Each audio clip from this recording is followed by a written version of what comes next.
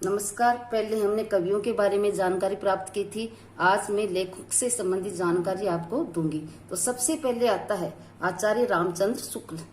तो इनका लेखक परिचय इस प्रकार से है। आचार्य रामचंद्र शुक्ल हिंदी साहित्य के श्रेष्ठ निबंधकार एवं उच्च कोटि के समालोचक थे। इनका जन्म 4 अक्टूबर 1884 को बस्ती जिले के एगोना गांव में हुआ था। इनके पिता का नाम चंद्रबली शुक्ल था, जो मिर्जापुर में कानूनगो थे और अरबी फारसी भाषा के प्रेमी थे। इसलिए उनकी 8वीं तक की शिक्षा उर्दू फारसी में ही हुई, परंतु हिंदी के प्रति उनका बड़ा लगाव था। उन्होंने मिर्जापुर के मिशन स्कूल से 10वीं की परीक्षा उत्तीर्ण की। उसके बाद इन्होंने इंटरमीडिएट की शिक्षा इलाहाबाद से ली। इसके पश्चात उन्होंने मिर्जापुर के न्यायालय में नौकरी आरंभ कर दी, परंतु नौकरी इनके अनुकूल न होने के कारण उसे छोड़कर मिशन स्कूल में कला के अध्यापक हो गए थे। अध्यापन कार्य करते हुए इन्होंने हिंदी, उर्दू, संस्कृत और अंग्रेजी साहित्य का गहन अध्ययन किया और उन्होंने कहानी, कविता, निबंध, नाटक आदि लिखे।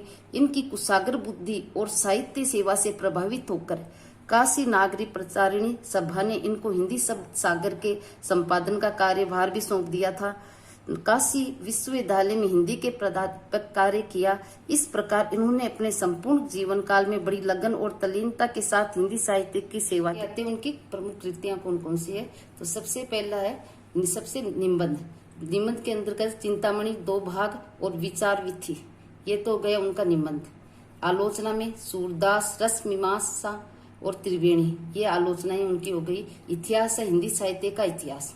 संपादन जायसी ग्रंथावली, तुलसी ग्रंथावली, भम्र गीत सार, हिंदी शब्द सागर, काशी नागरी प्रचारिणी पत्रिका का कुशल संपादन भी इन्होंने किया था।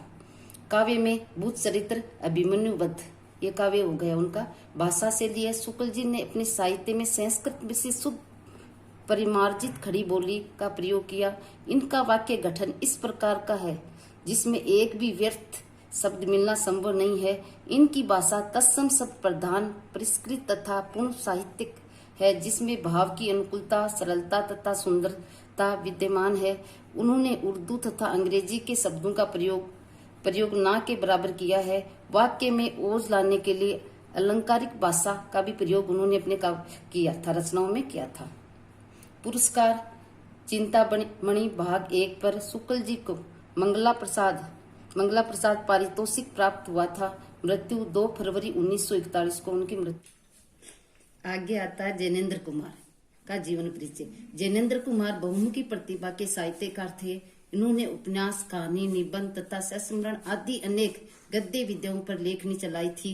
इनका जन्म 2 जनवरी 1905 ईस्वी को अलीगढ़ जनपद के कोडियागंज नामक कस्बे में हुआ था। इनके पिता का नाम श्री प्यारेलाल और माता का नाम श्रीमती रमा देवी था। इनका बचपन का नाम आनंदी लाल था, लेकिन इन्होंने अपना नाम बदलकर जैनेन्द्र कुमार रख लिया था। उन्होंने मैट्रिक तक की शिक्षा हस्तिनापुर से तथा उच्च शिक्षा काशी हिंदू विश्वविद्यालय से प्राप्त की। सन 1921 ईस्वी के असहयोग आंदोलन में भाग लेने के कारण इनकी शिक्षा का क्रम मध्य में ही टूट गया। इन्होंने स्वाध्याय से ही हिंदी का गहन अध्ययन कर ज्ञान प्राप्त किया। आंदोलनों में भाग लेने के कारण वे कई बार कारागार भी गए। सन 1928 से 1929 ईस्वी से इन्होंने साहित्य क्षेत्र में कार्य प्रारंभ किया था। अब उनकी प्रमुख रचनाएं। इनकी पहली कहानी खेल सन 1928 ईस्वी में विशाल भारत में छपी थी। इनके प्रथम उपन्यास परख पर साहित्य अकादमी का पुरस्कार प्रदान किया गया था। इन्होंने अपनी रचनाओं में कला, दर्शन, मनोविज्ञान, समाज, राष्ट्र, मानवता आदि विषयों पर लेखनी चलाई है। इनके अनेक निबंध संग्रह भी प्रकाशित हुए हैं। इनके निबंध चिंतन प्रधान एवं विचार प्रधान है। जैनेन्द्र जी की प्रमुख रचनाएं कौन कौन सी है? सबसे पहले आता कहानी संग्रह। कहानी के अंदर है फांसी, एक रात, पाजेब, स्पर्धा, वातायन, नीलम देश की राजकन्या, 2 चिड़िया, जय संधि आदि, ये उनकी प्रमुख कहानियां हो गई। उपन्यास है सुनीता, त्यागपत्र, कल्याणी, परख, तपोभूमि, जयवर्धन, सुखदा, मुक्तिबोध आदि, ये उनके उपन्यास हो गए। निबंध संग्रह में आता है प्रस्तुत प्रश्न, प्रोदय, साजित्य का श्रेय और प्रेय, जड़ की बात, मंथन, गांधी नीति, काम, प्रेम, परिवार, सोच, विचार आदि, ये उनके निबंध संग्रह हो गए। सह स्मरण में है ये और वे। अनुवाद मंदाकिनी, पाप और प्रकाश नाटक, प्रेम में भगवान कहानी संग्रह है।